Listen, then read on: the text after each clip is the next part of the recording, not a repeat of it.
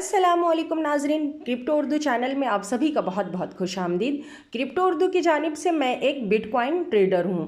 आज हम बिटकॉइन की बुलंदियों को समझेंगे और जानेंगे कि उसने एक साल में कितना कुछ हासिल कर लिया है। सिर्फ एक साल पहले बिटकॉइन $30,000 से भी कम में दस्तयाब था और हम ख्वाबों की दुनिया में कहीं थे।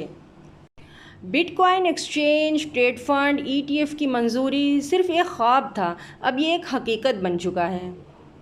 एक सदारती मुहिम जो बिटकॉइन की हिमायत करे, ये नामुमकिन ख्याल था, अब ये हकीकत है।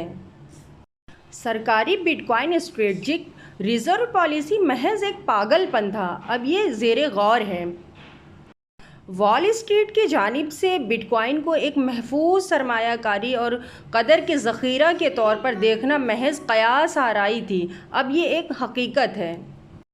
फेयर वैल्यू अकाउंटिंग FASB के तहत कंपनियों के लिए बिटकॉइन को अपने बैलेंस शीट में रखना तकरीबन नामुमकिन था, अब ये मुमकिन है। किसी भी अमेरिकी रियासती पेंशन फ़ंड ने बिटकॉइन नहीं ख़रीदी थी, अब 2 रियासतों ने ऐसा कर लिया है।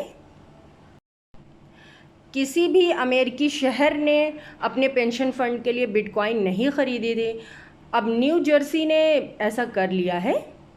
ये सब कुछ सिर्फ एक साल में हुआ है। तसव्वुर करें आने वाले वक्त में बिटकॉइन कैसे नई बुलंदियों को छुएगी। ये तो अभी शुरुआत है, आगे बहुत कुछ होना बाकी है।